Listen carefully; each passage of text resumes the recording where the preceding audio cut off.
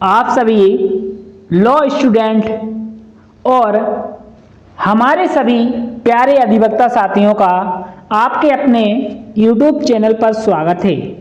अगर आप लोग एडीपीओ की तैयारी कर रहे हो तो यह वीडियो आप लोगों के लिए काफ़ी महत्वपूर्ण हो जाता है, क्योंकि अनुसूचित जाति जनजाति 1989 के एक्ट से 2-3 प्रश्न एडीपीओ के एग्जाम में पूछे जाते हैं और आने वाले समय में 2026 में एडीपीओ की वैकेंसी एमपी में आ जाएगी।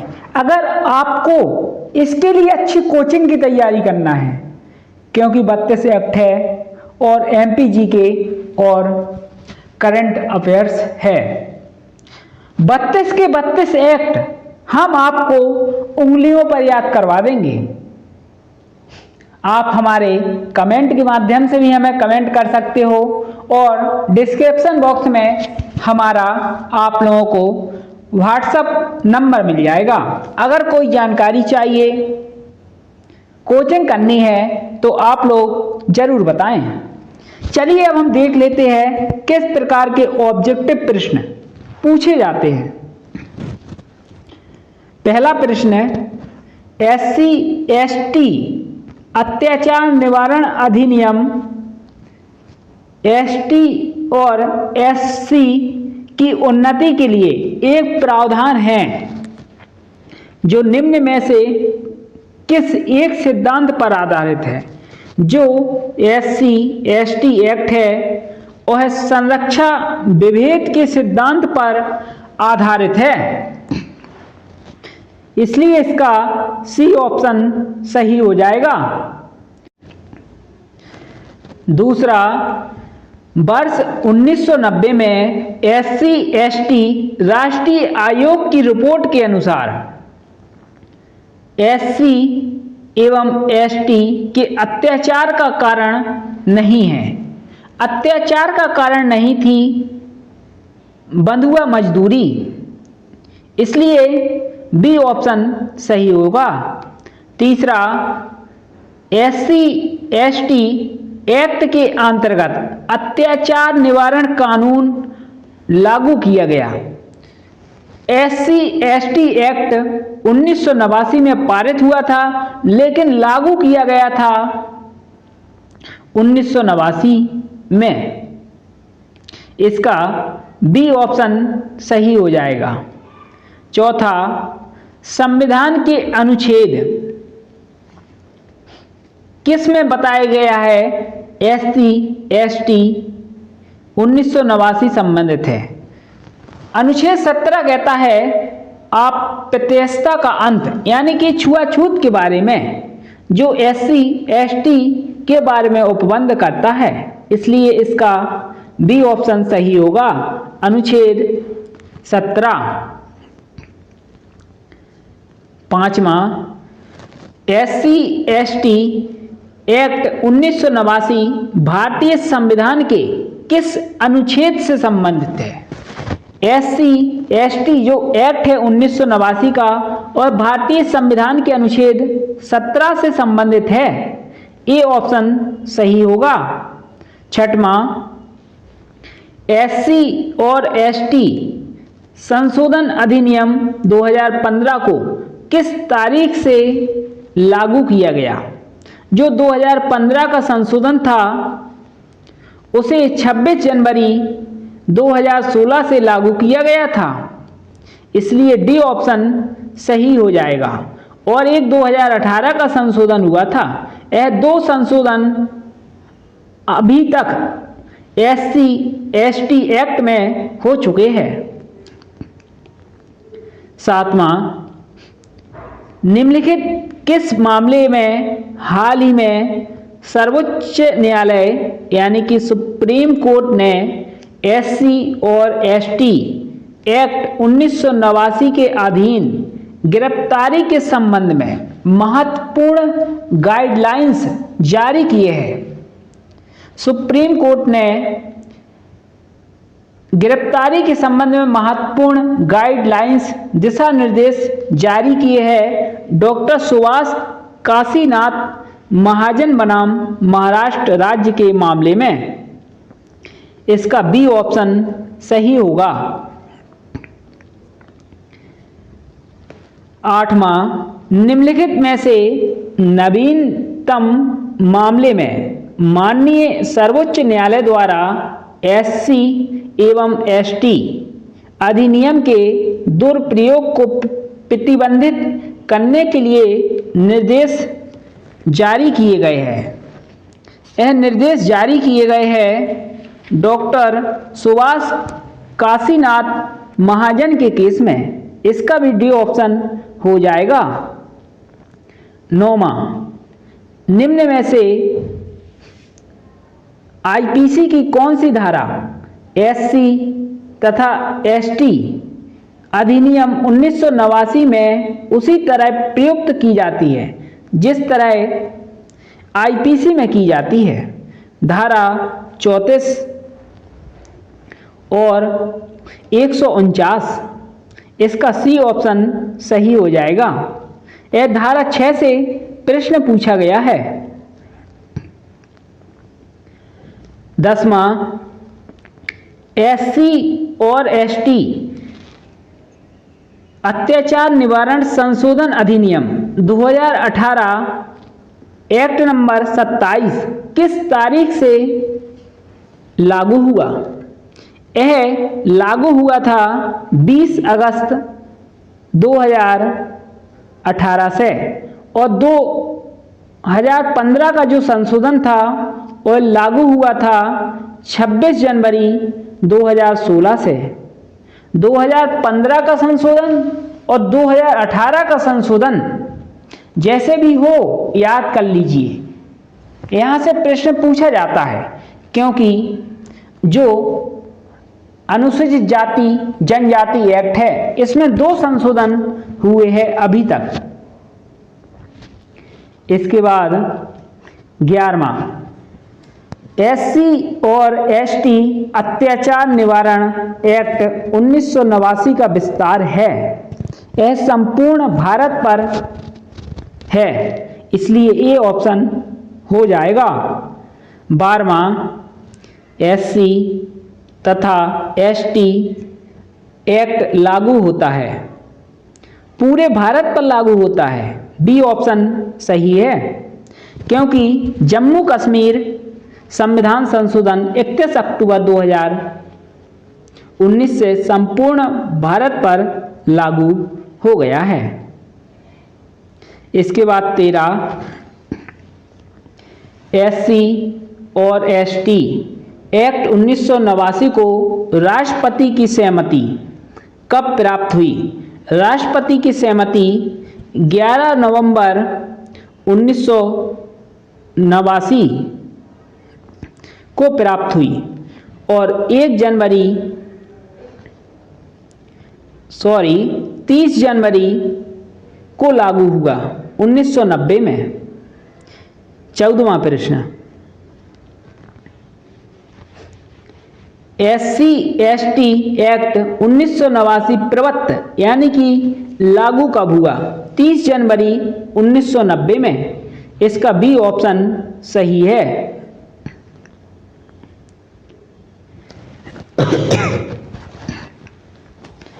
15वां, एससी और एसटी अत्याचार निवारण अधिनियम 1989 में अत्याचार परिभाषित किया गया है। अत्याचार को परिभाषित किया गया है धारा 2A में। ए से एक्टोसिटी, इस प्रकार याद करना है। एक्टोसिटी यानी कि अत्याचार धारा 2A में परिभाषित किया गया है।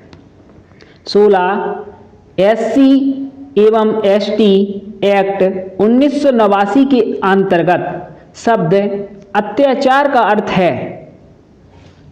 ए ऑप्शन, गैर हिंदू को हिंदू मंदिर में प्रवेश से निवारित करना। बी, इस एक्ट की धारा 3 के अंतर्गत दंडनीय कोई अपराध अत्याचार का अर्थ माना जाता है, जो धारा 3 में दंडनीय बनाया गया है। धारा 3 में 2 प्रकार के दंड दिए गए हैं। 3(1) में 29 प्रकार के अपराध के बारे में बताया गया है, लेकिन सभी में सजा समान है। 65 - 6 माह से कम नहीं और 5 साल तक हो सकती है।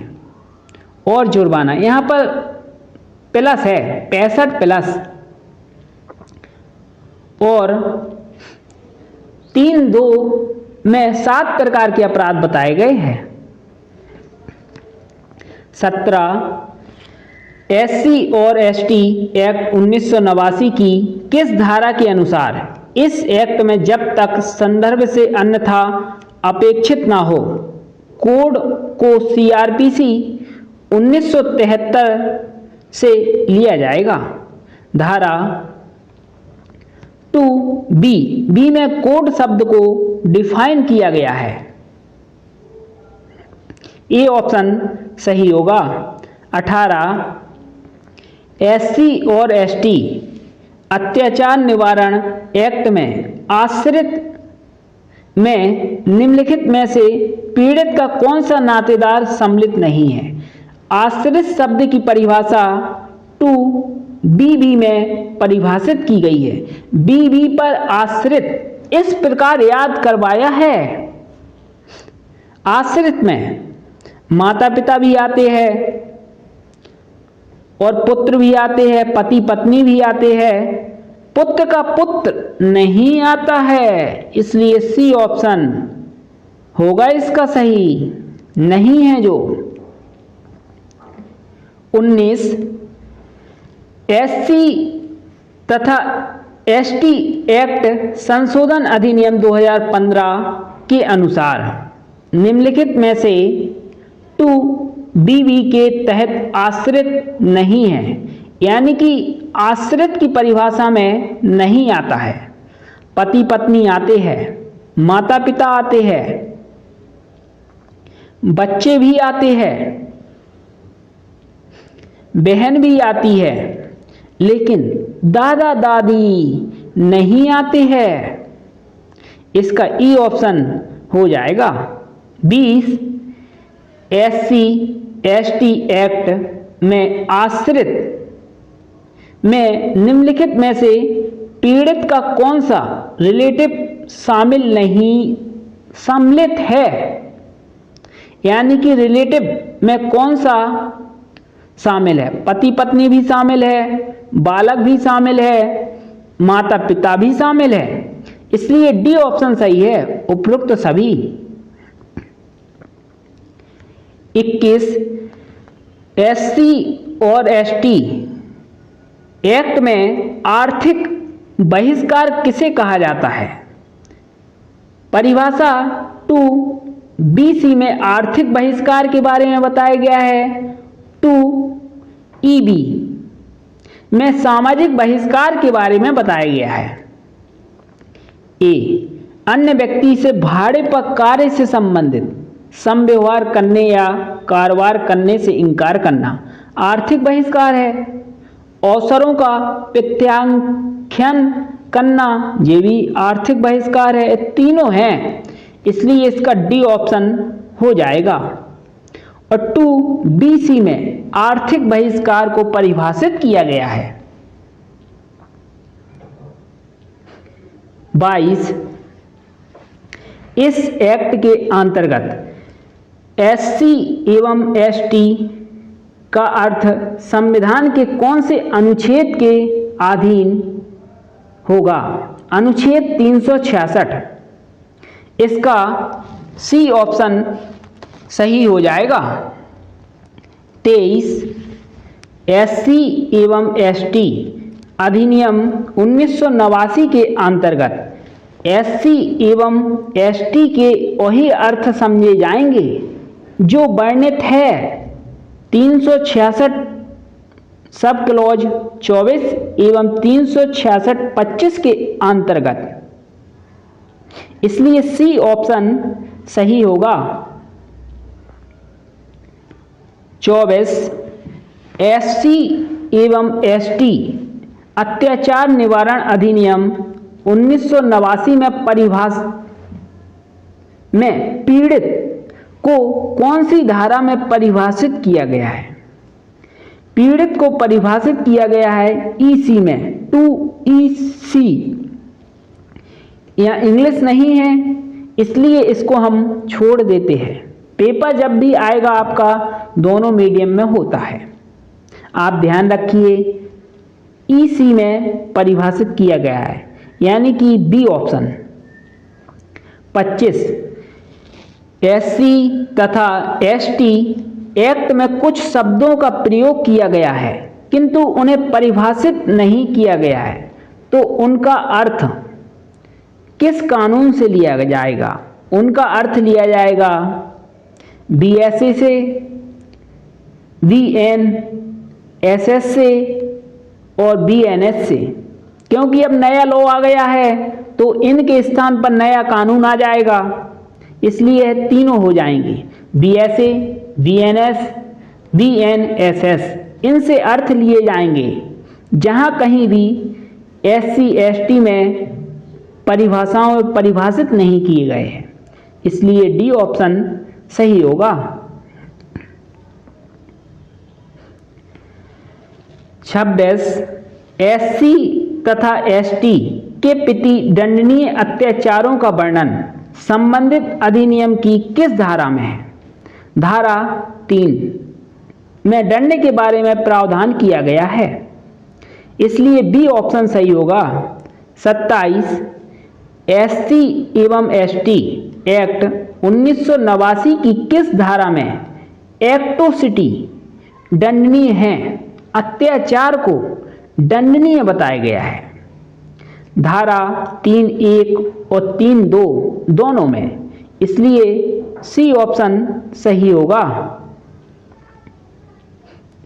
28 एससी एवं एसटी एक्ट 1989 की धारा 3(1) के अंतर्गत निम्न में से कौन सा अत्याचार गठित होता है? पहला भी सही है, घृणाजनक पदार्थ पीने या खाने के लिए मजबूर करना, जनता को दृष्टिगोचर किसी स्थान में अपमान करने के आशय से सा आशय अपमानित या अभित्रस्त करना, मतदान न करने देना, डी उपरोक्त सभी। अगर कोई व्यक्ति यह तीनों अपराध करता है तो उसे 65+ यानी कि 6 माह से कम की सजा नहीं होगी, जो 5 साल तक की हो सकती है और जुर्माने से भी दंडित किया जा सकता है। धारा 3(1) में बताया गया है। 29 प्रकार के अपराध है लेकिन सबके लिए सजा समान है। 29 एससी एवं एसटी एक्ट 1989 के प्रावधान निम्न में से किस परिस्थिति में आकर्षित होते हैं? जब परिवादी एससी जाति का सदस्य हो और अपराधी अनुसूचित जनजाति अथवा अनुसूचित जनजाति का सदस्य नहीं हो। यानी कि सिंपल और सरल भाषा में समझते हैं, अगर आप जनरल और ओबीसी के व्यक्ति हो, अगर किसी निचली कास्ट को के प्रति अपराध करते हो, उसे पीड़ा देते हो, उसे गाली गलौज करते हो तो अपराध बनेगा। सेम पर्सन में अगर कोई एससी का पर्सन है और दूसरा भी एसटी का है, वह एक दूसरे को गाली गलौज देते हैं तो इस एक्ट का अपराध नहीं बनेगा। फिर वह अपराध जिस एक्ट में परिभाषित है, जैसे आईपीसी का अपराध है तो आईपीसी की धाराओं में दर्ज होगा। अदर कास्ट अगर कोई व्यक्ति एससी एसटी की जाति के लोगों को प्रताड़ित करता है तो उनके ऊपर लगाया जाता है यह एक्ट, इसलिए आप लोग सावधान रहें। 30 एक अनुसूचित जाति का व्यक्ति बी अनुसूचित जाति के व्यक्ति को एक सार्वजनिक स्थान के रूढ़िगत अधिकार का उपयोग करने और वहां पहुंचने से प्रतिबंधित करता है। दोनों अनुसूचित जनजाति, अनुसूचित जाति एक एससी का है और दूसरा एसटी का है, तो यहां यह एक्ट लागू नहीं होगा, धारा 3 लागू नहीं होगी, इसलिए डी ऑप्शन सही होगा इसका। 31 एससी एवं एसटी अत्याचार निवारण अधिनियम 1989 के अधीन कोई भी अपराध केवल ऐसे व्यक्ति द्वारा कारित किया जा सकता है जो एससी या एसटी का नहीं है। बिल्कुल, ऐसे व्यक्ति द्वारा कारित किया जा सकता है जो एससी एसटी का नहीं है, इसलिए ए ऑप्शन ही सही होगा। 32 एससी एवं एसटी एक्ट 1989 के अधीन अपराध के लिए अभियोजन में अभियुक्त अपने बचाव में अभिभाग नहीं ले सकता है। ए कार्य निजी प्रतिरक्षा के अधिकार के प्रयोग में किया गया था। बी और भी पीड़ित की ही जाति का है। सी कार्य से इतनी थोड़ी अपहानि हुई है जो शिकायत का विषय नहीं है। डी उपरोक्त में से कोई नहीं। इसका जो सी ऑप्शन है, कार्य से इतनी छोटी हानि हुई है कि वह शिकायत का विषय नहीं, इस बात का अभियुक्त बचाव नहीं ले सकता है, इसलिए सी ऑप्शन सही होगा। 33 ए एक अनुसूचित जाति का व्यक्ति, बी अनुसूचित जाति की महिला, यानी कि दोनों एससी और एसटी के हैं, इसलिए धारा 3 का अपराध तो बनता ही नहीं है, इसलिए आगे पढ़ने की भी जरूरत नहीं है। आप डी ऑप्शन लगा दीजिए, इनमें से कोई नहीं।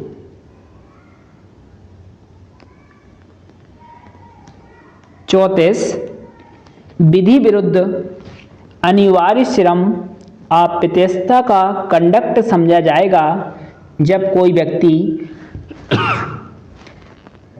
दूसरे व्यक्ति को मजबूर करता है। ए पशु का शव हटाने हेतु, किसी पशु की खाल खींचने हेतु, सफाई हेतु। डी उपरोक्त सभी, इसका डी ऑप्शन सही होगा।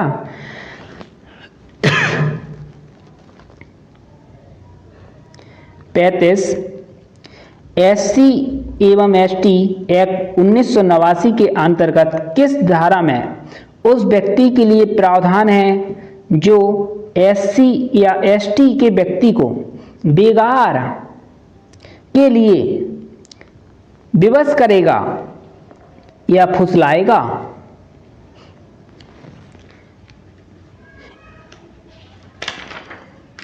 इसे धारा 3(1) के जा में परिभाषित किया गया है, इसलिए डी ऑप्शन सही होगा, ना कि ए ऑप्शन 3(3) में, 3(4) में, 3(5) में। इसके बाद 36 कोई भी व्यक्ति जो एससी या एसटी का सदस्य नहीं है, एससी या एसटी के सदस्य को उसके मकान, गांव या निवास के मूल स्थान को छोड़ने हेतु विवश करता है या कराता है तो यह दंडनीय होगा 65+ यानी कि 6 माह से कम नहीं, 5 साल तक और जुर्माना। 6 माह से कम ना होने वाले परंतु 5 वर्ष तक हो सकता है कारावास। ये ऑप्शन इसका सही हो जाएगा। 37 एक व्यक्ति जो एससी एवं एसटी का नहीं है, वह एसटी के व्यक्ति को उसका घर अथवा रहवास की जगह छोड़ने को बाध्य करता है, तो उसके लिए कितनी सजा का प्रावधान है? 6 महीने से कम नहीं है, इसलिए बी ऑप्शन सही होगा। 38 यदि किसी अनुसूचित जनजाति के व्यक्ति को मृत्यु दंड से दंडनीय अपराध में दंडित कराने के आशय से मिथ्या साक्ष्य देता है तो उसे कितना दंड दिया जाएगा? उसे जुर्माना और आजीवन कारावास का दंड दिया जा सकता है। अगर उस व्यक्ति ने जो मिथ्या साक्ष्य देता है उसके मिथ्या साक्ष्य देने से उसको फांसी की सजा हो जाती है तो ऐसे व्यक्ति को भी फांसी की सजा मिलेगी। धारा 321 का अपराध बनता है यहां पर। 39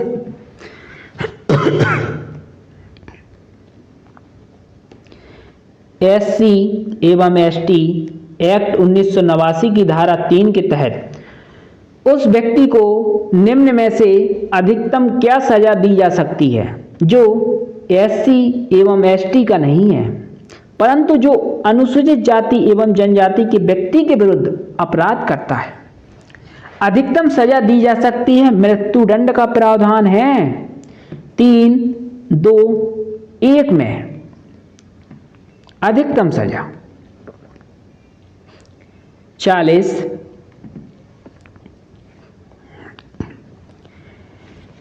ए जो अनुसूचित जाति एवं जनजाति का सदस्य नहीं है। ए नाम का व्यक्ति है जो SC ST का सदस्य नहीं है। बी जो अनुसूचित जनजाति का सदस्य है। बी नाम का व्यक्ति ST का सदस्य है के विरुद्ध हत्या के अपराध के मामले में झूठी गवाही देता है। ए नाम का व्यक्ति झूठी गवाही देता है बी के विरुद्ध जिसके फलस्वरूप बी दोषित पाया जाकर उसके विरुद्ध मृत्युदंड का क्रियान्वयन हो जाता है। ए भी मृत्युदंड से दंडित किया जाएगा क्योंकि उसने झूठी गवाही दी है, इसलिए ए ऑप्शन इसका सही हो जाएगा। 41 ए जो किसी अनुसूचित जाति जनजाति का सदस्य नहीं है। एक अनुसूचित जाति के एक सदस्य बी के शरीर से बलपूर्वक कपड़े उतारता है। अनुसूचित जाति और जनजाति अधिनियम की किस धारा के अधीन ए ने अत्याचार किया है? 3(1)ड़ा में अत्याचार किया है। 42 क्या SC के किसी सदस्य को उसकी जाति सूचक शब्दों का प्रयोग करते हुए संबोधित करना अधिनियम की धारा 3(1)दा के अंतर्गत अपराध गठित करता है? हाँ, अपराध गठित करता है अगर शब्दों को जनता के दृष्टिगोचर किसी स्थान में उसको अपमानित करने के आशय से उच्चारित किया गया है। पब्लिक प्लेस पर उसको अपमानित करने के आशय से उच्चारित किया गया है तो ऐसा अपराध माना जाएगा। हाँ, सही है इसका डी ऑप्शन। 43 एक अनुसूचित जाति के सदस्य को उसके जाति को इंगित करने वाले शब्दों का प्रयोग करते हुए संबोधित करना अनुसूचित जाति जनजाति अधिनियम 1989 की धारा 3(1)(d) का अपराध गठित होगा। अपमानित हुए व्यक्ति की मौजूदगी आवश्यक नहीं है, ये बिल्कुल गलत है। जनता को दृष्टिगोचर है कि व्यक्ति अपमानित हुआ है और वह मौजूद है। इसका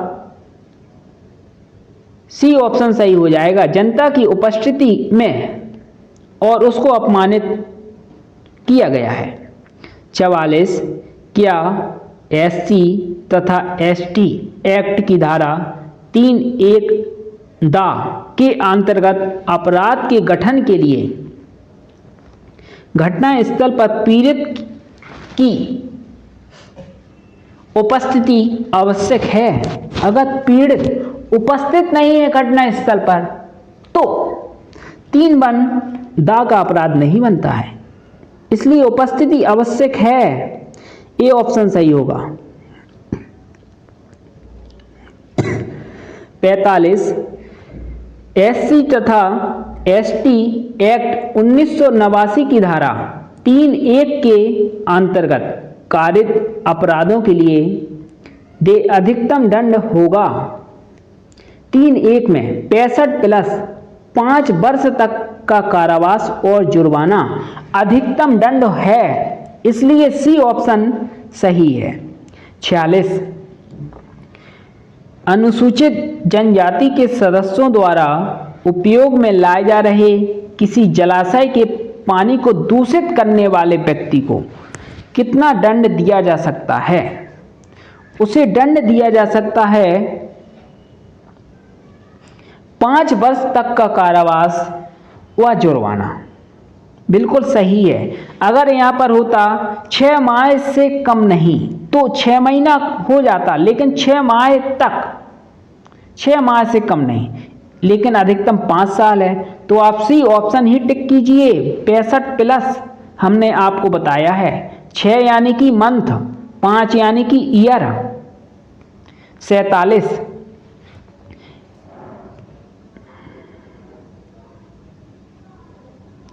SC व ST एक्ट 1989 के अंतर्गत दंडिक प्रावधान जो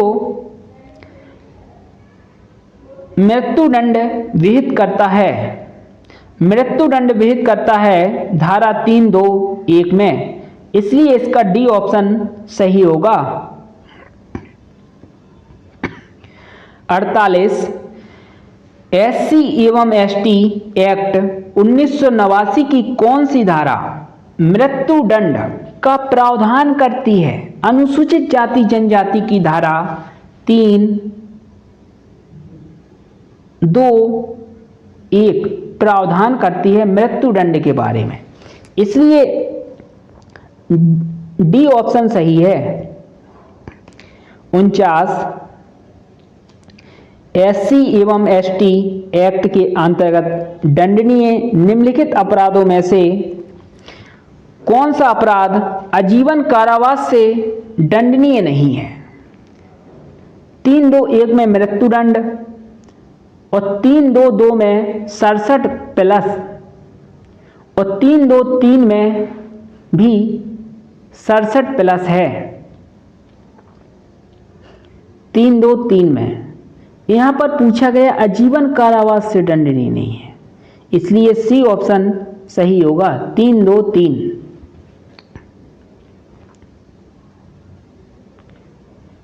50 एक्स यह जानता है, एक्स नाम का कोई व्यक्ति है, वह जानता है कि वाई अनुसूचित जाति के समुदाय का सदस्य है, यानी कि ST जाति का सदस्य वाई एक्स जानता है।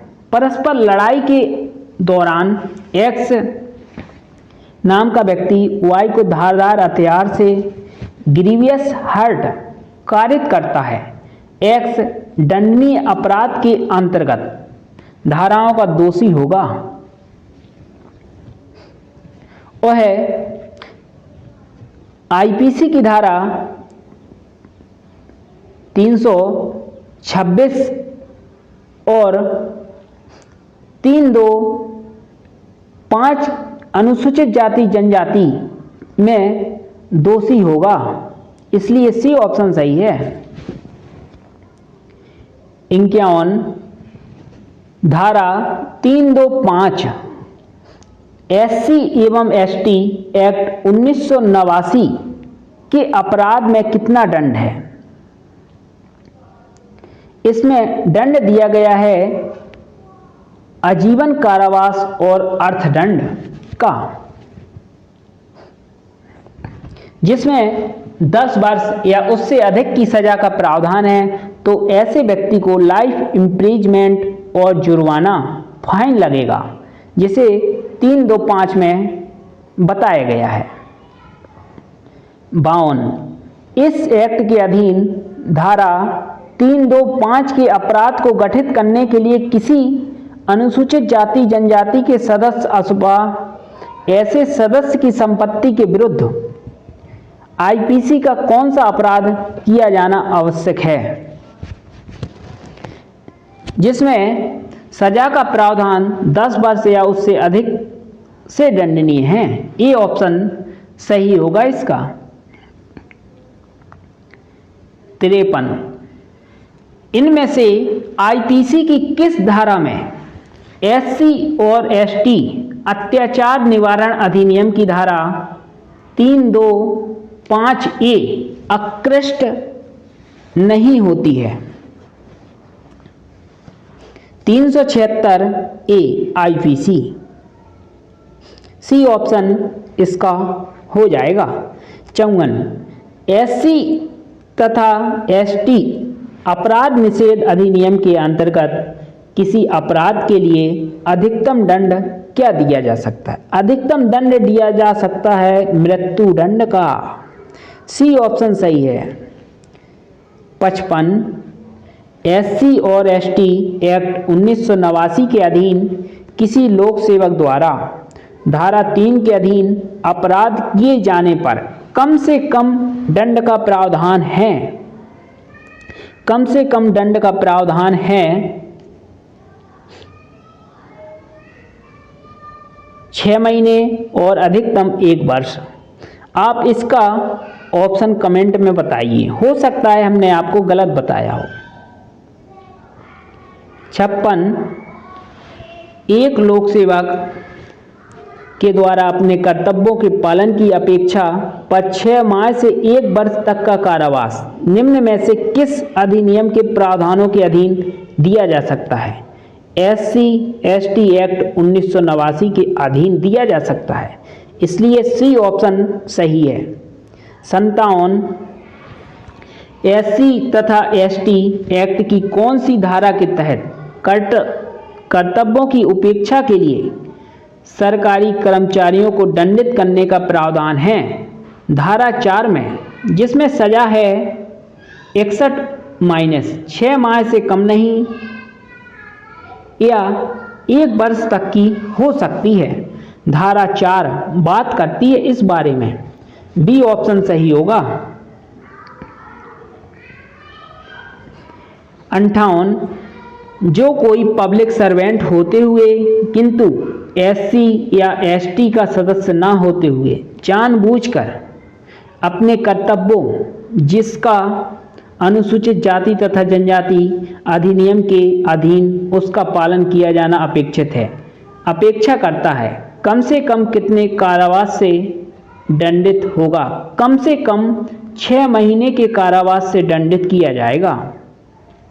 59, यदि कोई लोक सेवक जो एससी एसटी का सदस्य नहीं है, एससी और एसटी एक्ट के अंतर्गत अपने कर्तव्यों की जानबूझकर अवहेलना करता है, तो उसे न्यूनतम दंड 6 महीने से कम की अवधि का नहीं होगा। इसका आंसर आप 1 वर्ष का कारावास लगाइए। 59 का 1 साधारण कारावास नहीं है, क्योंकि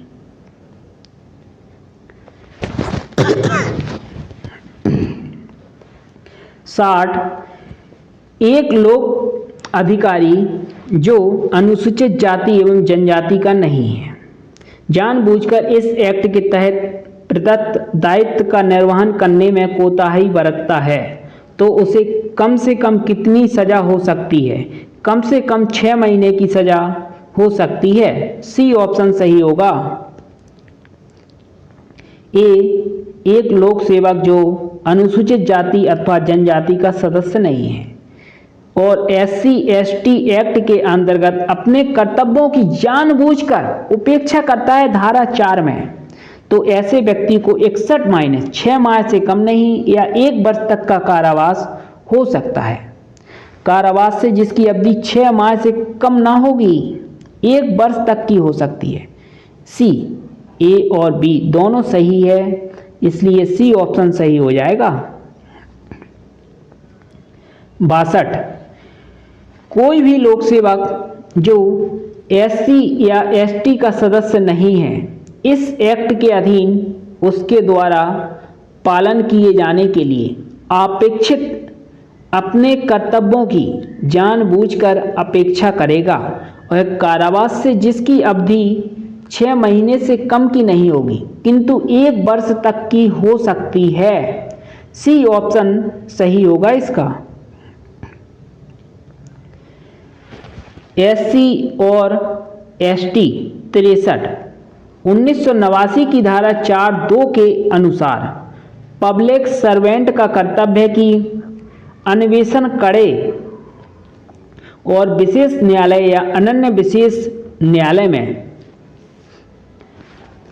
30 दिन की अवधि के भीतर आरोप पत्र फाइल करे तथा विलंब यदि कोई हो तो लिखित में बताएं। इसका आंसर आप लोग बताइए। 30 दिन नहीं है, जो एससी एसटी एक्ट है उसमें 60 दिन में चार्जशीट पेश की जाती है। अगर विलंब होता है तो उसे लिखित में कारण देना होता है, इसलिए बी ऑप्शन सही हो जाएगा। 64 एससी और एसटी एक्ट की धारा 4(2) में निर्दिष्ट लोक सेवक द्वारा कर्तव्य की अवहेलना के संबंध में संज्ञान किस न्यायालय द्वारा लिया जा सकता है? विशेष न्यायालय और अनन्य विशेष न्यायालय, क्योंकि जो एससी और एसटी एक्ट है वह स्पेशल एक्ट है, इसलिए स्पेशल कोर्ट का गठन किया गया इस एक्ट के लिए। डायरेक्ट संज्ञान लिया जा सकता है, इसलिए सी ऑप्शन सही होगा, ए और बी दोनों। 65 एससी एवं एसटी एक्ट 1989 के तहत पश्चातवर्ती दोष सिद्धि के लिए वर्धित दंड क्या होगा? धारा 5 में बताया गया है पश्चातवर्ती दोष सिद्धि के लिए दंड के बारे में, जो 1 वर्ष से कम का नहीं होगा और उपबंधित दंड तक हो सकेगा, इसलिए बी ऑप्शन हो जाएगा। 66 एससी एवं एसटी एक्ट की कौन सी धारा आईपीसी के कुछ प्रावधानों को लागू किए जाने की व्यवस्था करती है? धारा 6 व्यवस्था करती है, बी ऑप्शन सही होगा। 67 क्या एससी एवं एसटी एक्ट 1989 के अंतर्गत दंड अधिनिर्णित करने वाला न्यायालय किसी व्यक्ति को कारावास की सजा अधिनिर्णित करने के साथ ही साथ उसकी संपत्ति भी संप्रहरण का आदेश दे सकता है? बिल्कुल दे सकता है, हाँ, डी ऑप्शन सही होगा। धारा 7 में बताया गया है। 68 अधिनियम की धारा 8A और 8B उपधारणाओं के संबंध में प्रावधान करती है। 8A में खंडनीय उपधारणा है और 8B में अखंडनीय उपधारणा है। 8A की उपधारणा खंडनीय है और 8B की उपधारणा अखंडनीय है और 8C की उपधारणा भी खंडनीय है, इसलिए इसका ए ऑप्शन सही होगा। 69 एससी एवं एसटी एक्ट 1989 के प्रावधानों में अपराधों के लिए निम्न में से कौन सी उपधारणाएं शामिल की जाएंगी? दुष्प्रेरण की उपधारणाएं शामिल की जाएंगी, यानी कि सी ऑप्शन सही हो जाएगा इसका। 70 एससी और एसटी एक्ट 1989 के अधीन अपराध अभियोजन में न्यायालय निम्न में से क्या अपधारित कर सकता है? दुष्प्रेरण।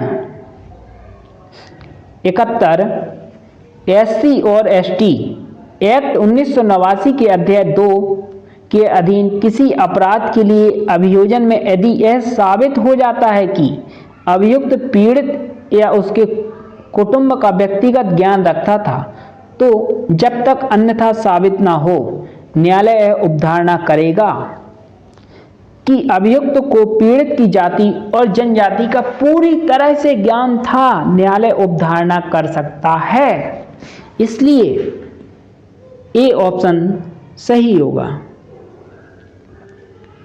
72 ऐसा व्यक्ति जिसके द्वारा एससी और एसटी एक्ट के अंतर्गत अपराध किए जाने की संभावना है, निम्नलिखित के अंतर्गत हटाया जा सकता है। यानी कि जिला बदल की कार्रवाई धारा 10 में होती है। अगर वह वापस आ जाता है तो 13 का अपराध बनता है, 10/13। लेकिन इसमें सी ऑप्शन सही है, धारा 10। 73 अधिनियम की धारा 10 के अंतर्गत निष्कासन की शक्ति किसको दी गई है? निष्कासन करने की शक्ति दी गई है विशेष न्यायालय को। डी ऑप्शन सही होगा इसका। 74 ऐसे व्यक्ति को जिसके संबंध में यह संभाव्यता है कि वह एससी एवं एसटी एक्ट के अध्याय 2 के अंतर्गत अपराध करेगा, उसे उस क्षेत्र से हटाने का आदेश कौन दे सकता है? विशेष न्यायालय आदेश दे सकता है। डी ऑप्शन सही हो जाएगा। 75 एससी और एसटी एक्ट 1989 की धारा 10 के अधीन किसी व्यक्ति को कितने वर्षों तक किसी स्थान पर न लौटने का आदेश दिया जा सकता है? 3 वर्ष से अनधिक अवधि के लिए। बी ऑप्शन सही हो जाएगा। 76 एससी और एसटी एक्ट 1989 की किस धारा के अधीन ऐसे व्यक्तियों के जिनके विरुद्ध धारा 10 के अधीन आदेश दिया गया है माप और फोटो यदि लेने का प्रावधान उपबंधित किया गया है? धारा 12 में उपबंधित किया गया है माप और फोटो लेने का प्रावधान। अगर वह इनकार करता है तो वीएनएस की धारा 221 का अपराध बनता है और आईपीसी 186 का अपराध बनता है। इसे आप लिख लीजिए, नोट कर लीजिए। अगर वह कहता है हमें अपनी फोटो नहीं देने भैया, तब मंगा रहे, इनकार करता है तो वहां पर वीएनएस का अपराध बन जाता है 221 का। यह भी पूछा जाएगा।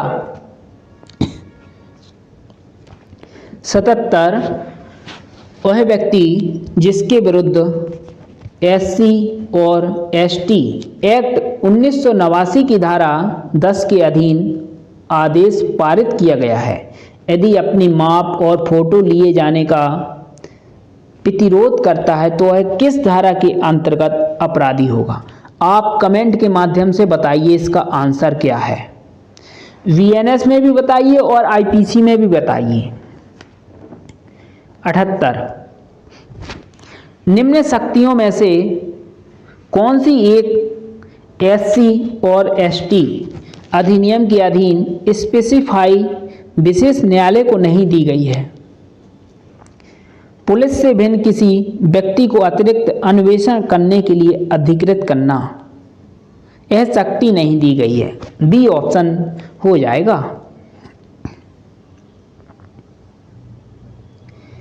79 कोई भी व्यक्ति जो विशिष्ट न्यायालय के द्वारा एससी और एसटी एक्ट 1989 की धारा 10 के तहत दिए गए आदेश का उल्लंघन करता है तो उसे कितने समय तक की सजा हो सकती है? 1 वर्ष तक की सजा, यानी कि ये ऑप्शन सही है।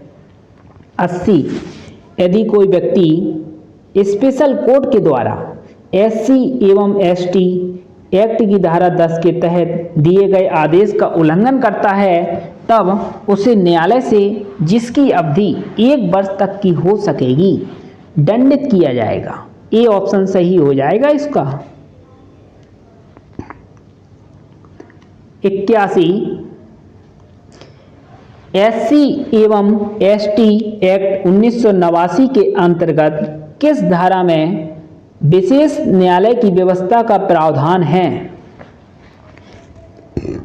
विशेष न्यायालय की व्यवस्था का प्रावधान है धारा 14 में। ए ऑप्शन सही हो जाएगा। 82 एससी और एसटी एक्ट 1989 के अंतर्गत अनन्य विशेष न्यायालय कौन गठित करता है?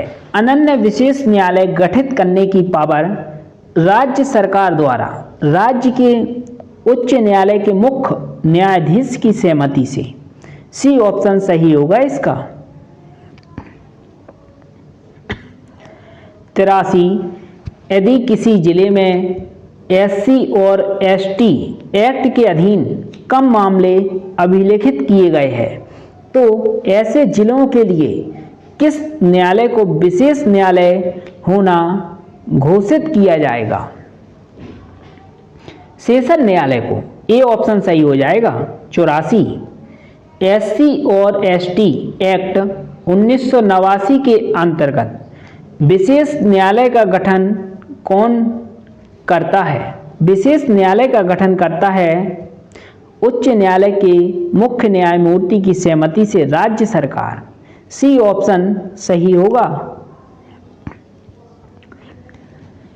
85 एससी और एसटी एक्ट के अंतर्गत विशेष न्यायालय की स्थापना कौन करता है? आप कमेंट के माध्यम से इसका आंसर बताइए।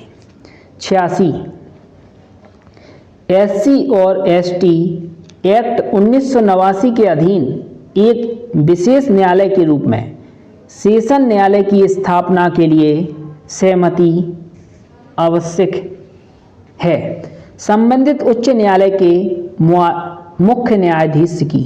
बी ऑप्शन सही होगा। 87 एससी तथा एसटी एक्ट के अंतर्गत कारित अपराधों का ट्रायल किया जाएगा एमएम और जेएमएससी द्वारा।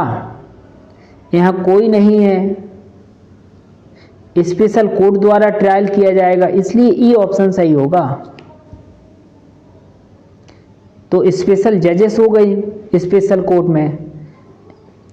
एससी तथा एसटी जनजाति एक्ट 1989 के अंतर्गत दंडनीय अपराधों के ट्रायल की अधिकारिता निम्न में से किसको है? स्पेशल कोर्ट को ट्रायल की आवश्यकता है, ट्रायल करता है, इसलिए ए ऑप्शन सही है। 89 अधिनियम के अंतर्गत दंडनीय किसी अपराध का संज्ञान लेने की अधिकारिता किस न्यायालय को है? विशेष न्यायालय को संज्ञान ले सकता है, इसलिए सी ऑप्शन सही होगा, विशेष न्यायालय। 90 एससी तथा एसटी एक्ट के अंतर्गत किन न्यायालयों को विशेष न्यायालय स्पेसिफाई किया जा सकता है? सेशन न्यायालय को भी विशेष न्यायालय स्पेसिफाई किया जा सकता है, इसलिए इसका ए ऑप्शन सही है। 91 एससी एवं एसटी एक्ट 1989 के अधीन अपराध का ट्रायल किया जा सकता है। अपराध का ट्रायल किया जा सकता है ऐसे सामान्य डांडिक न्यायालय द्वारा जो सीआरपीसी की अनुसूची 1 में स्पेसिफाई है, बी किसी सेशन न्यायालय द्वारा, सी ऐसे सेशन न्यायालय द्वारा जो राज्य सरकार द्वारा इस हेतु स्पेसिफाई किया गया है। सी ऑप्शन सही हो जाएगा। 92 राज्य सरकार का यह सुनिश्चित करने के लिए पर्याप्त संख्या में न्यायालयों की स्थापना करने का कर्तव्य होगा कि इस एक्ट के अधीन मामले यथासंभव 2 महीने की अवधि के भीतर निपटाए जाने चाहिए। बी ऑप्शन सही है इसका। 93 विशेष न्यायालय या अनन्य विशेष न्यायालय में इस एक्ट के अधीन किसी अपराध से संबंधित ट्रायल पूरा किया जाएगा। ट्रायल पूरा किया जाएगा चार्जशीट पेश किए जाने के 2 माह के भीतर। ये ऑप्शन सही है। 94, न्यायालय SC/ST एक्ट के विशिष्ट न्यायाधीश द्वारा पारित इस एक्ट में वर्णित किसी अपराधों के संबंध में जमानत आवेदन अस्वीकार करने के आदेश को उच्च न्यायालय में चुनौती दी जा सकेगी। अपील प्रस्तुत की जाएगी 90 दिन में।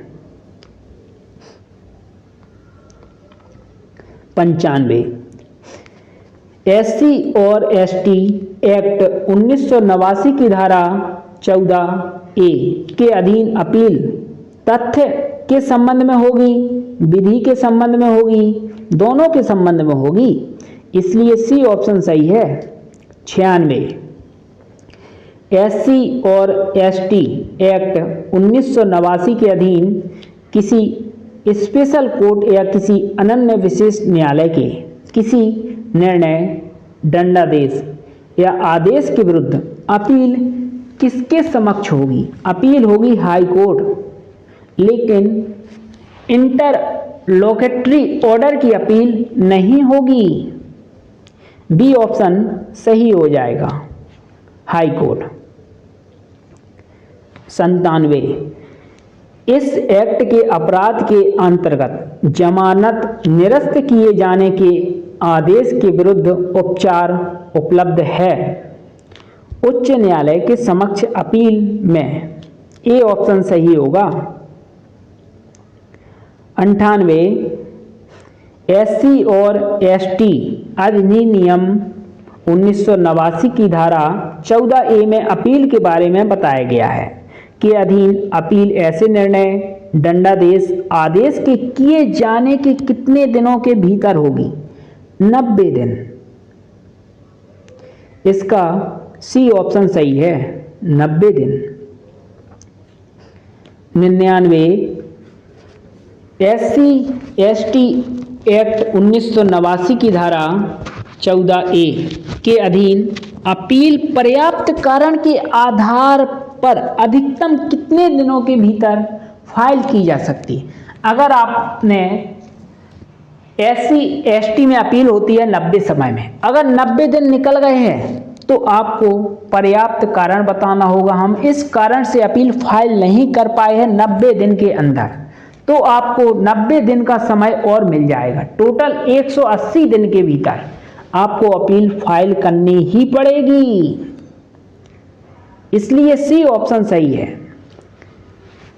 100, SC और ST एक्ट की धारा 14A(1) के अधीन ग्रहण की गई अपील का निपटारा हाईकोर्ट द्वारा यथासंभव 3 महीने की अवधि के भीतर किया जाएगा। बी ऑप्शन सही है। 101, विशेष लोक अभियोजक का प्रावधान SC तथा ST एक्ट की कौन सी धारा में किया गया है? यह किया गया है धारा 15 में, इसलिए ए ऑप्शन सही है। इसके बाद अगला, SC और ST एक्ट 1989 की धारा 15 के अनुसार राज्य सरकार एक लोक अभियोजक स्पेसिफाई करेगी या किसी ऐसे अधिवक्ता को जिसने कम से कम कितने वर्ष तक अधिवक्ता के रूप में? 7 वर्ष। इसका बी ऑप्शन सही होगा। 103, SC और ST एक्ट के अधीन अनन्य विशेष लोक अभियोजक की नियुक्ति कौन करता है? राज्य सरकार नियुक्ति करती है। डी ऑप्शन सही होगा। 104, अनन्य विशेष लोक अभियोजक के रूप में नियुक्त होने के लिए अधिवक्ता के रूप में 7 साल का प्रैक्टिस चाहिए, विधि व्यवसाय। इसका ए ऑप्शन सही हो जाएगा। 105, SC और ST एक्ट 1989 की धारा 15A संबंधित है। 15A संबंधित है पीड़ित और साक्षी के अधिकार से। ये ऑप्शन सही होगा। 106 एससी और एसटी एक्ट 1989 के अंतर्गत पीड़ित व्यक्ति निम्न में से किसके लिए हकदार नहीं है? ए ऑप्शन है इन्वेस्टिगेशन, जांच और ट्रायल के दौरान यात्रा तथा भरण पोषण व्यय का अधिकार। हकदार है लेकिन यहाँ पर नहीं शब्द है। निष्पक्षता, सम्मान और गरिमा के साथ व्यवहार पाने का अधिकार, बिल्कुल। अलग से सुनवाई का अधिकार नहीं है उसे। सी ऑप्शन होगा इसका। 107 किसी प्रकार के अभित्रास, विपीड़न या उत्पीड़ना या हिंसा की धमकियों के विरुद्ध पीड़ितों, उसके आश्रितों और साक्षियों के संरक्षण के लिए व्यवस्था करना कर्तव्य और उत्तरदायित्व होगा। कर्तव्य और उत्तरदायित्व किसका होता है? राज्य सरकार का। ये ऑप्शन सही होगा। इसके बाद अगला 108 एससी और एसटी एक्ट 1989 की धारा 15A(6) किसको न्याय प्राप्ति सुनिश्चित करने के लिए पूर्ण संरक्षण प्रदान करने का कर्तव्य विशेष न्यायालय या अनन्य विशेष न्यायालय पर अधिरोपित करती है? ए पीड़ितों के आश्रित, सूचनाकर्ता या साक्षियों, उपरोक्त सभी। डी ऑप्शन सही है इसका। 109 पीड़ित, सूचनाकर्ता या साक्षी के उत्पीड़न से संबंधित किसी शिकायत के संबंध में प्राप्त शिकायत में इंक्वायरी, इन्वेस्टिगेशन या ऐसे न्यायालय द्वारा मुख्य मामले से पृथक रूप से विचारित किया जाएगा और शिकायत की प्राप्ति की तारीख से 2 माह की अवधि के भीतर पूरा किया जाएगा। इसलिए इसका बी ऑप्शन सही है। 110 न्याय प्राप्त करने में पीड़ितों और साक्षियों के कतिपय अधिकारों और हकों के कार्यान्वयन को सुनिश्चित करने के लिए एक समुचित स्कीम राज्य सरकार बनाएगी। इसलिए ए ऑप्शन सही है। 111 एससी एवं एसटी एक्ट 1989 के अंतर्गत वर्णित किस प्रावधान में राज्य सरकार को सामूहिक जुर्माना वसूल करने से संबंधित सभी अन्य विषयों के लिए लागू करने की शक्ति है? सिविल अधिकार संरक्षण अधिनियम 1955 की धारा 10A के अंतर्गत। इसलिए बी ऑप्शन सही होगा। 112 राज्य सरकारों को विधि का उल्लंघन करने वाले अभियुक्त या अभियुक्तों पर सामूहिक जुर्माना, धारा 16 में बताया गया है सामूहिक जुर्माना के बारे में। अधिकार निम्न में से किस अधिनियम द्वारा प्रदान किया गया है? एससी एक्टी एक्ट 1989 के तहत प्रदान किया गया है। डी ऑप्शन सही होगा। 113 एससी और एसटी एक्ट 1989 के अधीन विशेष न्यायालय निम्न में से कौन सी शक्ति का प्रयोग नहीं कर सकता? विशेष न्यायालय व्यक्ति को हटाया जाना, बी संपत्ति का संपहरण, सी व्यक्ति का माप लिया जाना, डी सामूहिक जुर्माना अधिरोपित करना। शक्ति का प्रयोग नहीं कर सकता क्योंकि सामूहिक जुर्माना स्टेट गवर्नमेंट वसूल करती है। इसका डी हो जाएगा। 114 एससी एवं एसटी एक्ट के अंतर्गत सामूहिक अर्थदंड अधिरोपित करने की शक्ति राज्य सरकार के पास है। इसलिए इसका बी ऑप्शन सही है। 115 एससी और एसटी एक्ट 1989 के अंतर्गत सामूहिक जुर्माना अधिरोपित और वसूल करने की शक्ति राज्य पर सरकार के पास है। बी ऑप्शन सही होगा इसका। 116 एससी तथा एसटी एक्ट 1989 के अंतर्गत अपराध के दोषी व्यक्तियों पर सामूहिक जुर्माना अधिरोपित करने की शक्ति प्रदान की गई है राज्य सरकार को। इसका ए ऑप्शन सही होगा।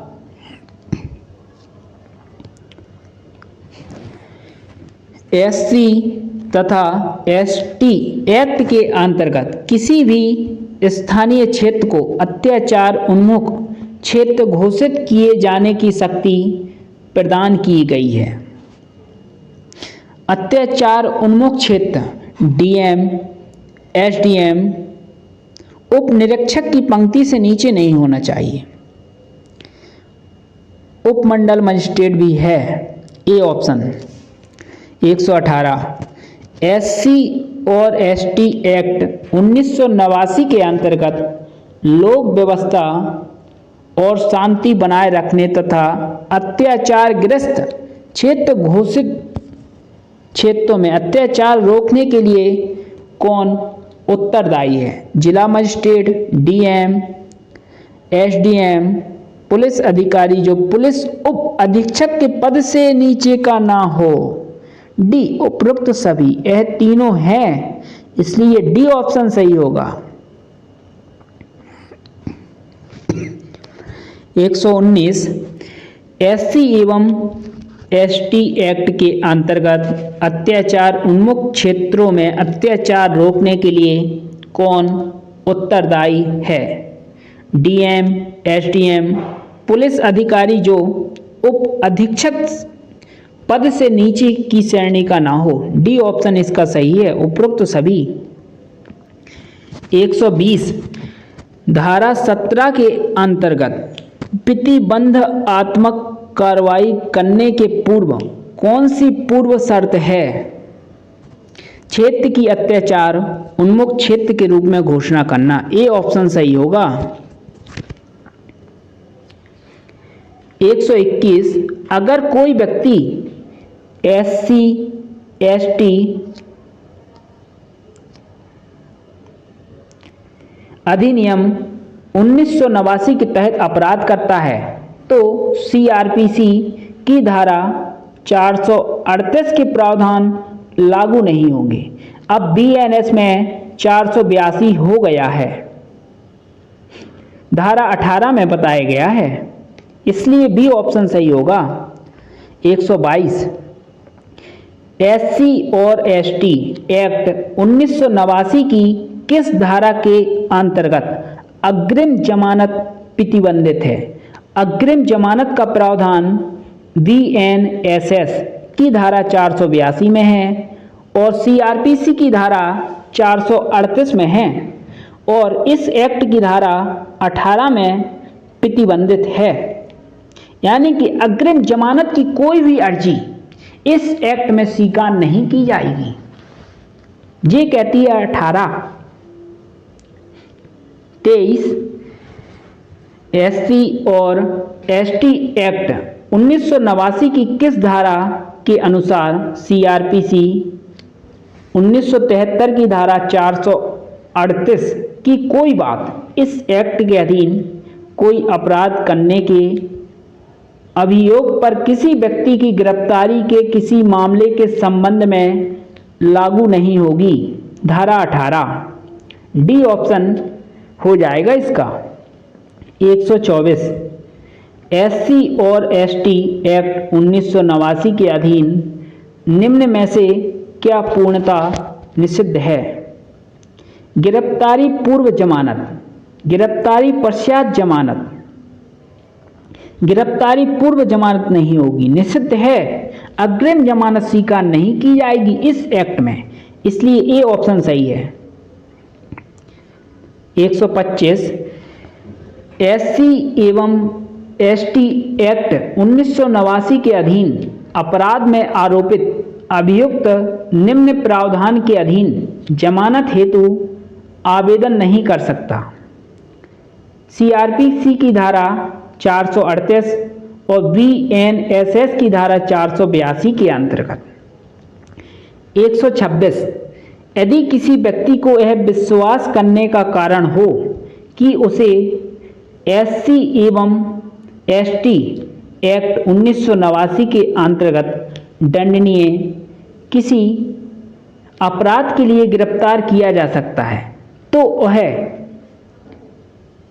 अग्रिम जमानत का आवेदन कर सकता है। अग्रिम जमानत का आवेदन कहीं भी नहीं कर सकता। धारा 18 अग्रिम जमानत के बारे में प्रावधान नहीं करती, रोक लगाती है।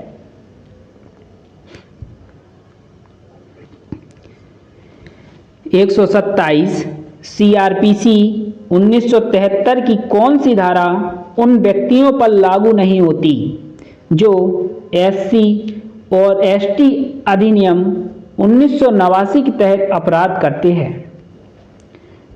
438 अग्रिम जमानत के बारे में प्रावधान करती है, सीआरपीसी की धारा है, और 482 बीएनएसएस की धारा है।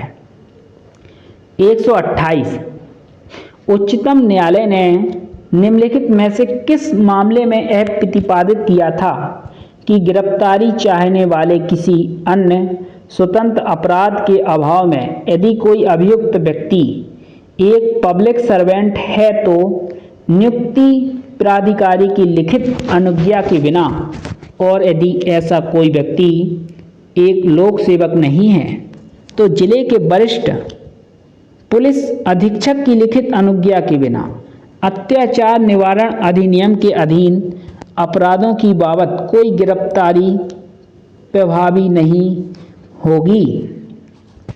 यह कहा गया था डॉक्टर सुभाष काशीनाथ महाजन बनाम महाराष्ट्र राज्य के मामले में, इसलिए सी ऑप्शन सही है इसका।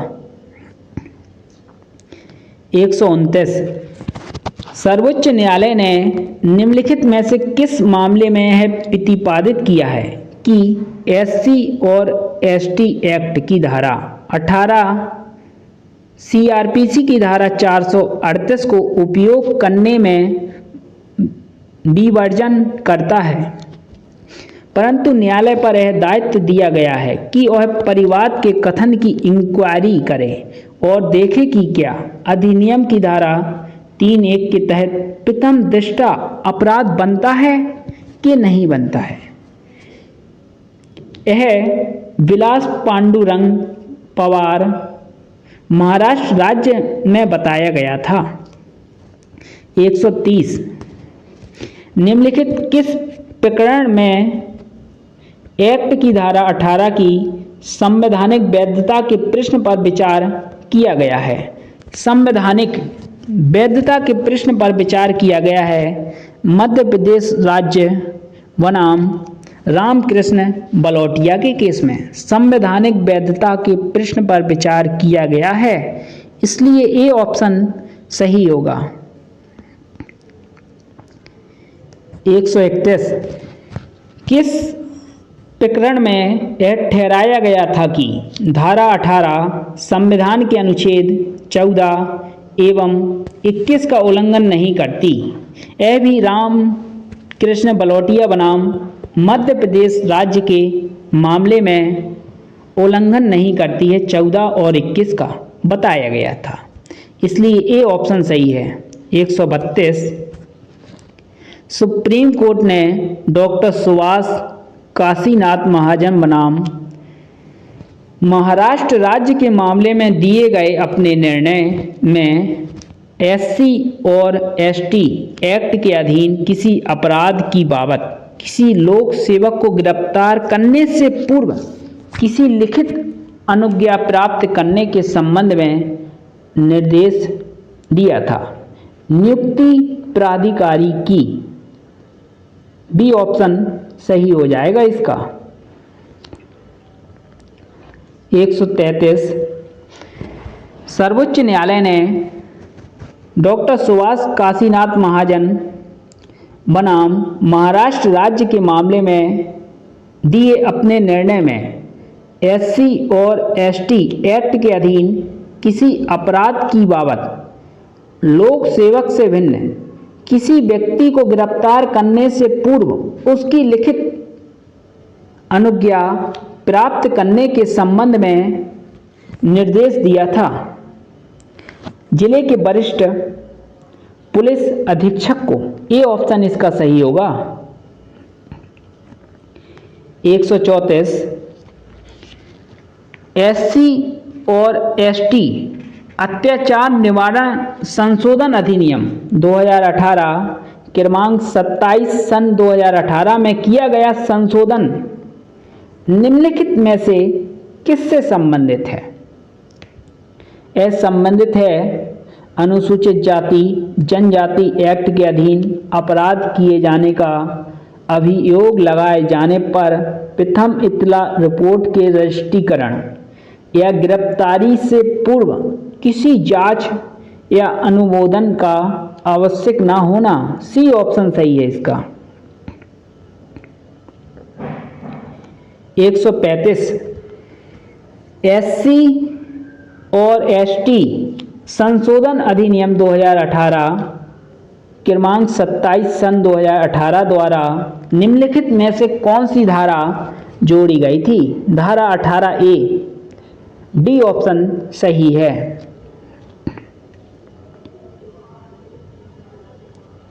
136 निम्नलिखित में से कौन सा कथन असत्य है? असत्य कथन छांटना है। एससी और एसटी संशोधन एक्ट 2018 द्वारा किए गए संशोधन के उपरांत यदि किसी व्यक्ति के विरुद्ध एससी एसटी एक्ट के अधीन किसी अपराध के किए जाने का अभियोग लगाया गया हो तो धारा 18A, इसका डी ऑप्शन सही है। 137 एससी और एसटी एक्ट के अधीन किसी अपराध के किए जाने का अभियोग होने पर सीआरपीसी की धारा 438 के उपबंध लागू नहीं होंगे। बीएनएसएस की धारा 482 के उपबंध लागू नहीं होंगे। यह उल्लेखित किया गया है धारा 18 में। ए ऑप्शन इसका सही होगा। बी 18A 2, यानी कि दोनों सही है।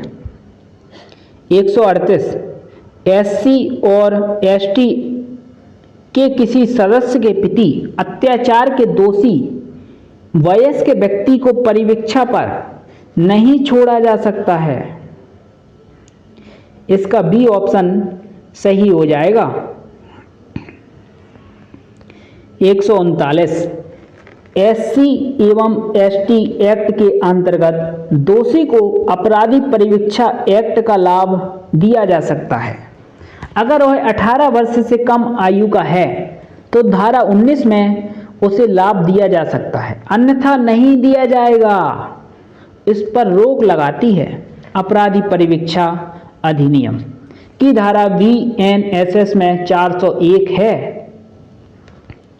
140 क्या एससी या एसटी एक्ट के अधीन दोषी व्यक्ति जिसकी आयु 18 वर्ष से अधिक की हो पर सीआरपीसी की धारा 360 लागू होती है? जो सीआरपीसी की धारा 360 है अब बीएनएसएस की धारा 401 बन चुकी है, लागू नहीं होती है। ए ऑप्शन सही है। 141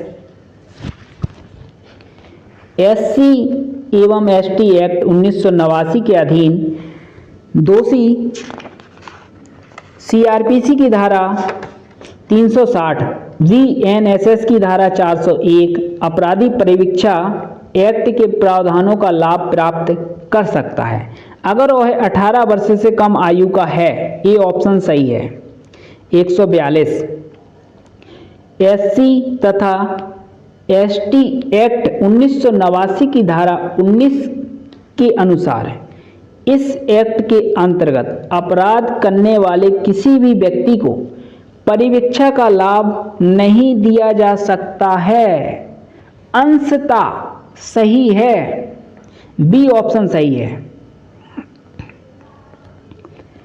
143 एसटी एवं एससी एक्ट 1989 के अधीन कोई अपराध करने का दोषी पाए जाने वाले व्यक्ति के संबंध में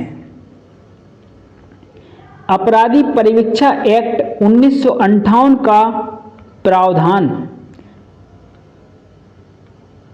लागू नहीं होंगे यदि उसकी आयु 18 वर्ष से अधिक है। इसका बी ऑप्शन सही है। 144 निम्न में से कौन सा राज्य के दायित्व की श्रेणी में नहीं आता? यद्यपि अनुसूचित जाति एवं जनजाति एक्ट 1989 को प्रभावी ढंग से लागू करना राज्य का दायित्व, इलाके में स्कूल खोलना, डी ऑप्शन सही है। 145 ए ने अपने अनुसूचित जाति के नौकर को जाति सूचक शब्दों का प्रयोग करते हुए आदेशित किया। कोई सबूत इस बात का नहीं है कि ए ने नौकर को इरादतन अपमानित किया था। एससी एसटी एक्ट 1989 क्या इस मामले में लागू होता है? बिल्कुल नहीं होता है, नहीं, बी ऑप्शन हो जाएगा इसका। 146 एसटी और एससी एक्ट 1989 की धारा 23 के अंतर्गत राजपत्र में सूचना द्वारा इस एक्ट के प्रयोजन को क्रियान्वयन करने के लिए नियम बनाने की पावर केंद्र सरकार के पास है। ए ऑप्शन सही है। 147 एससी और एसटी एक्ट के उद्देश्यों को क्रियान्वित करने के लिए नियम बनाने की शक्ति केंद्र सरकार के पास है, इसलिए इसका बी ऑप्शन सही है। 148 एससी और एसटी एक्ट 1989 की धारा 23 के अंतर्गत इस एक्ट के प्रयोजन को क्रियान्वित करने के लिए नियम बना सकती है केंद्र सरकार, इसलिए बी ऑप्शन सही हो जाएगा।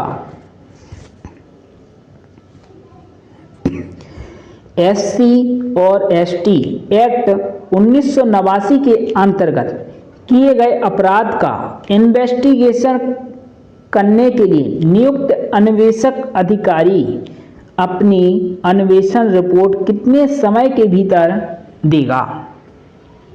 अन्वेषण अधिकारी उच्च प्राथमिकता पर अन्वेषण पूरा करेगा और पुलिस अधीक्षक को रिपोर्ट प्रस्तुत करेगा। ए ऑप्शन इसका सही है। 150 एससी और एसटी एक्ट 1989 के अधीन किए गए अपराध का अन्वेषण ऐसे पुलिस अधिकारी द्वारा किया जाएगा जो उप अधीक्षक की पंक्ति से नीचे का नहीं है। सी ऑप्शन सही हो जाएगा। 151 एससी और एसटी नियमावली 1995 के नियम 12(4) के अंतर्गत किसी लैंगिक शोषण के अत्याचार से पीड़ित महिला के लिए क्षतिपूर्ति राशि निर्धारित की गई है 2 लाख रुपए, इसलिए ए ऑप्शन सही हो जाएगा। 152 अनुसूचित जाति एवं अनुसूचित जनजाति नियम 1995 के निम्नलिखित में से किस नियम के अंतर्गत जिला स्तरीय सतर्कता और मॉनिटर समिति के संबंध के गठन का उपबंध किया गया है? नियम 17 में सतर्कता इस प्रकार हमने याद किया था। आपको जैसा उचित लगे देख लीजिए, लेकिन एग्ज़ाम में सही होना चाहिए। फिर उसके बाद आपको कुछ आवे या ना आवे कोई मायने नहीं रखता, एग्ज़ाम आपका क्वालिफाई होना चाहिए। इस प्रकार 152 ऑब्जेक्टिव प्रश्न पहले पार्ट में थे। इसके बाद 200 ऑब्जेक्टिव प्रश्न इसी एक्ट के हम सेकंड पार्ट में लेकर आएंगे। अगर आपने सब्सक्राइब नहीं किया है तो सब्सक्राइब कर लीजिए, और अगर कोचिंग पढ़ना है तो आप हमारे व्हाट्सएप पर मैसेज कर दीजिए। धन्यवाद। जय हिंद, जय भारत, वंदे मातरम।